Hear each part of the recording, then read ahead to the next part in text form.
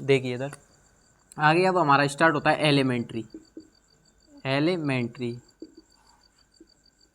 और उसके बाद होता है एक एडवांस, एलिमेंट्री प्लस एडवांस, दोनों को मिलाकर क्या बनी, ग्रामर या ग्रामर, जिसको बोलते हैं ग्रामर। देखो एलिमेंट्री में क्या आते हैं हमारे, parts of speech, parts of speech, parts of speech. देखिए एलिमेंट्री को बोला जाता है प्राथमिक। अब जिस चीज़ की हमें प्राथमिकता है उसको सबसे पहले करेंगे पार्ट्स ऑफ स्पीच। देखिए यहाँ सबसे पहले फर्स्ट ऑफ है नाउन, नाउन मीन्स होता है संज्ञा। Second of pronoun, pronoun means होता है सर्वनाम। थर्ड एडजेक्टिव, एडजेक्टिव मीन्स विशेषण। अगला है फोर्थ एडवर्ब, एडवर्ब मीन्स क्रिया विशेषण।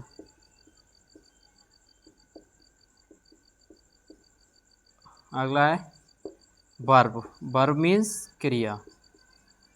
देखो इसको शॉर्ट में समझेंगे, पार्ट्स ऑफ स्पीच को शॉर्ट में समझेंगे, डिटेल में बाद में पढ़ेंगे।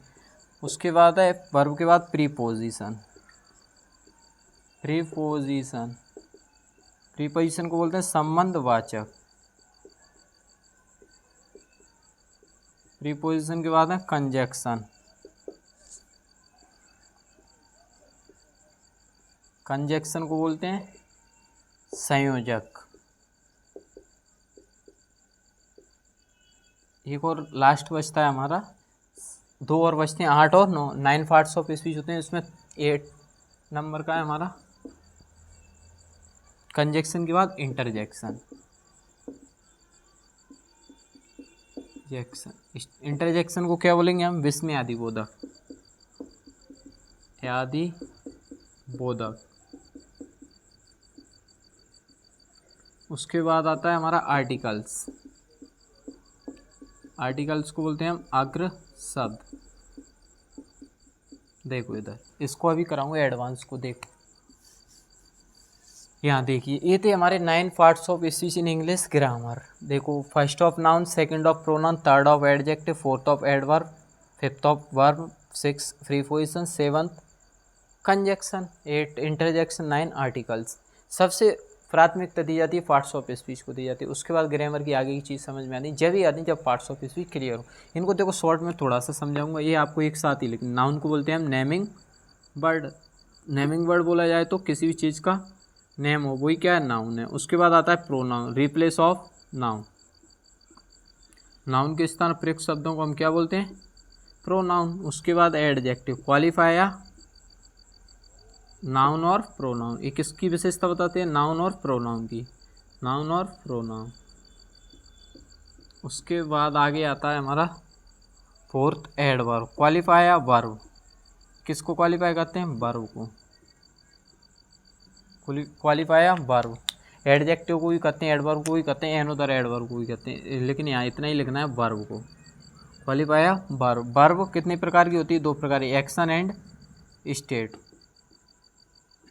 ये यहाँ पर हम शॉर्ट में समझ रहे हैं पार्ट्स ऑफ स्पीच को। उसके बाद आगे पढ़े, क्योंकि मैं लिखाने के बाद यदि नहीं समझाऊंगा तो आपके दिमाग में ये चलेगा ये क्या होता है, इसका क्या यूज़ है। Preposition, relating word, relating word. उसके बाद कंजक्शन, कंजक्शन को बोलते हैं हम जॉइनिंग वर्ड। उसके बाद आफ्टर देन इंटरजेक्शन, इंटरजेक्शन को बोलते हैं हम सडन फीलिंग। इनको अभी शॉर्ट में पढ़ रहे हैं, डिटेल में अभी आगे पढ़ेंगे, सडन फीलिंग। उसके बाद आर्टिकल्स को बोलते हैं डेफिनेट एंड इनडेफिनेट।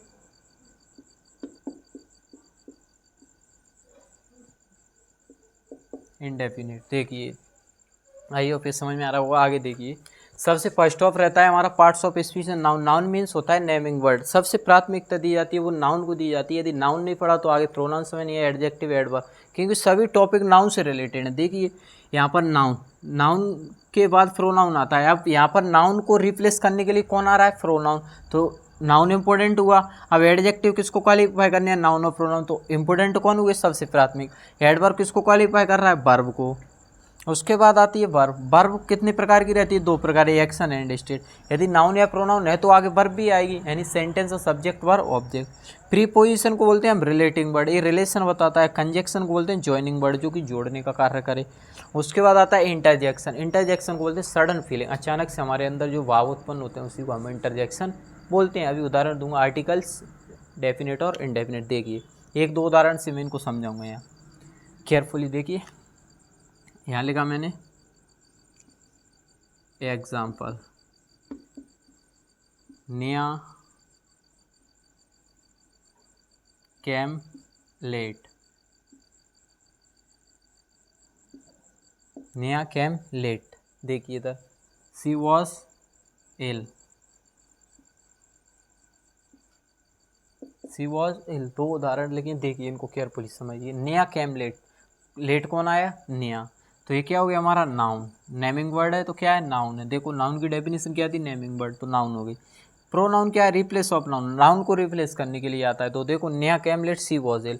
अब यहाँ पर सी आया, लड़की थी इसलिए सी आया, लड़का होता तो ये आता। तो ये क्या हो गया हमारा प्रोनाउन, जो कि नाउन को ही बता रहा है। आगे नेहा का नाम ना लिख के हमने सी से रिप्लेस किया है नेहा को। उसके बाद आगे आता है एडजेक्टिव। एडजेक्टिव को इसको क्वालिफाई करता है नाउन और प्रोनाउन को। देखो यहाँ सी वॉज इल, अब बीमार कौन है बेटा, सी कौन है बीमार, सी। सी क्या हुआ, प्रोनाउन। तो एडजेक्टिव किसको क्वालिफाई करता है, नाउन और प्रोनाउन को। तो ये क्या हो गया हमारा एडजेक्टिव। उसके बाद ये क्या हो गया हमारा प्रोनाउन, इसको क्वालिफाई कर रहा है। उसके बाद क्या आता है एडवर्ब।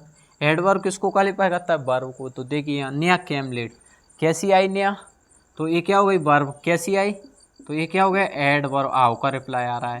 तो लेट क्या हो गया एडवर्ब। आगे देखिए वर्ब कितने प्रकार की होती है, दो प्रकार, एक्शन एंड स्टेट। देखिए यहाँ ये क्या है, एक्शन वर्ब, ए से एक्शन, बी से वर्ब। क्यों है एक्शन वर्ब, क्योंकि आने की क्रिया हो रही है, मैं पढ़ा रहा हूँ, पढ़ाने की क्रिया हो रही है, जाने की क्रिया हो रही है, घूमने की, खेलने की, ये सब क्रियाएं होती हैं। लेकिन जब मैंने बोल दिया आई एम अ टीचर, मैं टीचर हूँ, तो इसमें कोई क्रिया नहीं हो रही। एम क्या है, एक एक्शन स्टेट वर्ब है। तो देखिए यहाँ पर, तो ये क्या हुई हमारी स्टेट वर्ब। यहाँ पर अवस्था बताई जा रही है कि सी वॉज इल, वो क्या है बीमार है। तो वर्ब दो प्रकार की, एक्शन मीन्स क्रिया और स्टेट यानी अवस्था। तो देखिए यहाँ सी वॉज इल, कौन बीमार है वह, लेकिन सी वॉज इल, वॉज क्या हो गई हमारी स्टेट वर्ब और कैम क्या हो गई एक्शन वर्ब। तो वर्ब दो प्रकार की। उसके बाद आता है प्रीपोजिशन। मैंने कहा जैसे एक और उदाहरण, माय मोबाइल, यहाँ देखो मोबाइल इज टेबल। देखिए मैंने कहा यहाँ पर ये दो नाउन को जोड़ने के लिए क्या आएगा बीच में, प्रीपोजिशन। तो यहाँ पर मैं क्या लाऊं, ऑन प्रीपोजिशन। प्रीपोजिशन ऑन क्या है, प्रीपोजिशन। जब कोई थिंग्स, एक थिंग्स दूसरी थिंग्स को, सरफेस को टच करती है, उसको ऊपर रखी हो, तो उसके लिए हम किसका प्रयोग करते हैं, ऑन प्रीपोजिशन का प्रयोग करते हैं। तो मेरा मोबाइल कहाँ रखा है, टेबल पर, सतह को टच करते हुए ढक लिया। तो यहाँ पर ये क्या है, मोबाइल नाउन और ये भी नाउन। तो क्या बता रहा है, रिलेशन बता रहा है किसके बीच में, मोबाइल और टेबल के बीच में। कौन बता रही है, ऑन प्रीपोजिशन रिलेशन। तो प्रीपोजिशन की डेफिनेशन क्या हुई, रिलेटिंग वर्ड। उसके बाद आता है कंजक्शन। और आगे देखिए ये क्या हो गया। उसके बाद इससे पहले आर्टिकल्स को देखिए। आर्टिकल्स जैसे मैंने कहा आ मोबाइल, द टेबल, एक मोबाइल है जो कहाँ रखा है, टेबल पर रखा है। आर्टिकल डेफिनेट और इनडेफिनेट है, डेफिनेट कर दिए इधर और इधर इनडेफिनेट कर दी। तो ये और द क्या हो गए, आर्टिकल्स हो गए। उसके बाद आता है इंटरजेक्शन और कंजक्शन। कंजक्शन किसका कार्य करता है, जोड़ने का। तो देखिए Neha came late, she was ill, Neha late आई, क्यों आई, इसका रीज़न बताने के लिए हम किसका प्रयोग करेंगे, बिकॉज कंजक्शन का। बिकॉज क्या हो गया, कंजक्शन। बिकॉज सिंस एज क्या बताते हैं, रीज़न बताते हैं। दो दो सेंटेंस को जोड़ सकते हो आप। नेहा केम लेट, इसको देखो लिख सकते हो आप पूरा complete. Neha came late because she was, ये कंप्लीट सेंटेंस। बिकॉज क्या होगा, कंजक्शन। उसके बाद बचता है इंटरजेक्शन और आर्टिकल्स हो गया। इंटरजेक्शन देखिए, इंटरजेक्शन किसे बोलते हैं, जो अचानक मेरे अंदर भाव उत्पन्न हो। जैसे किसी चीज़ को देखकर मैं अभी मान के चलो मैं क्लास के बाद बाहर जाऊँ, कोई ऐसी चीज़ दिख जाए जिसके बारे में मुझे पहले से पता नहीं, तो मेरे अंदर जो भाव निकलेंगे, जैसे आप जल जाते हो तो आप कुछ बोलते हो आह वाह, या जो भी बोलते हो तो वो क्या होते हैं, इंटरजेक्शन होते हैं। तो यही क्या होता है, इंटरजेक्शन, यानी जो अचानक हमारे अंदर वो पहले से हमें पता नहीं रहता किसी चीज़ के बारे में कि क्या हमारे अंदर से निकले, उसी को बोलते हैं हम इंटरजेक्शन। आई ऑफ ए समझ में आएंगे। यहाँ पर उदाहरण भी लगे आपके लिए, उदाहरणों को केयरफुली समझिए, यदि एक बार नहीं आ रहे दूसरी बार समझिए, ध्यान से समझिए। मेरा उद्देश्य है कि आपके समझ में आई, नहीं आया तो मेरा पढ़ाने का मतलब व्यर्थ है। तो यहाँ से समझने की कोशिश करिए, आगे देखिए, आगे और चीज़ों को देखेंगे। अब एक और चीज़ आती है हमारी एडवांस में। एडवांस के लिए देखिए, इसको नोट डाउन करिए प्लीज़, नोट डाउन। यार आप क्या कर सकते हो, स्क्रीनशॉट ले सकते हो।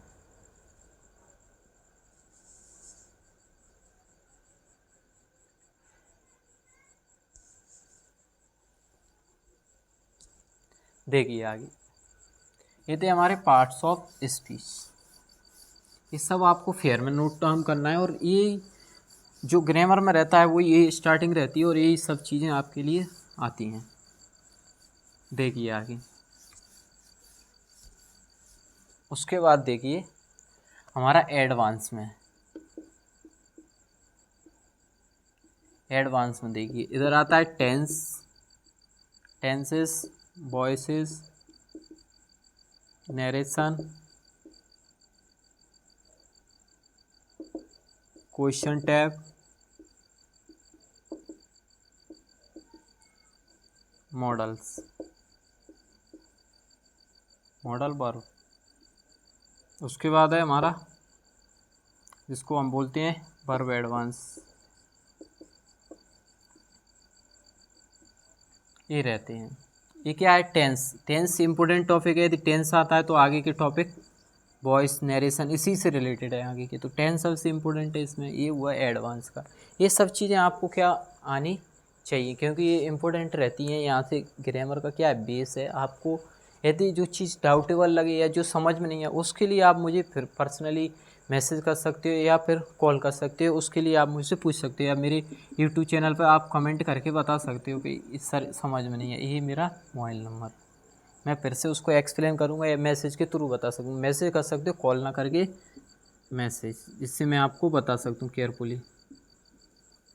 किसी भी चीज़ के लिए डाउट हो तो यही देखो, अब मेरा तो यही उद्देश्य है कि आप तक शिक्षा पहुँचे किसी भी हाल में। जो बच्चे नहीं पढ़ना चाहते, मैं इसको यूट्यूब चैनल पर, अपने नया यूट्यूब चैनल रहेगा मेरा सक्सेस इंस्टीट्यूट के नाम से। उसके बाद ये फेसबुक पर भी अवेलेबल रहेगी, जहाँ आप चाहते हो वहाँ अवेलेबल रहेगी। बस आपको पढ़ना है, आप नोट डाउन करके इसको नोट्स बना सकते हो। एक बार देख के फिर दूसरी बार इसको नोट्स बना सकते हो। जो ही ऑफलाइन में रहेगा वो यहीं रहेगा। तो मेरा एक विचार आया, आज मैं सोच रहा था कि जो बच्चे नहीं पढ़ पा रहे, जो कोचिंग अफोर्ड नहीं कर पा रहे गांव से या पैसे के कारण, उनके लिए सबसे बेस्ट फैकल्टी। क्योंकि आप ऑफलाइन में तो फ्री नहीं पढ़ा सकते, क्योंकि क्या रहता है कि बच्चों को डाउट रहता है। एक बच्चा फ्री पढ़ रहा है, उसने बोला तो वो बोलते हैं ये सर के फ्री पढ़ रहा है, मुझे भी पढ़ाओ। तो ये जिसकी फाइनेंशियल कंडीशन है वो यहाँ से पढ़ सकता है। आपके पास बस मोबाइल होना चाहिए।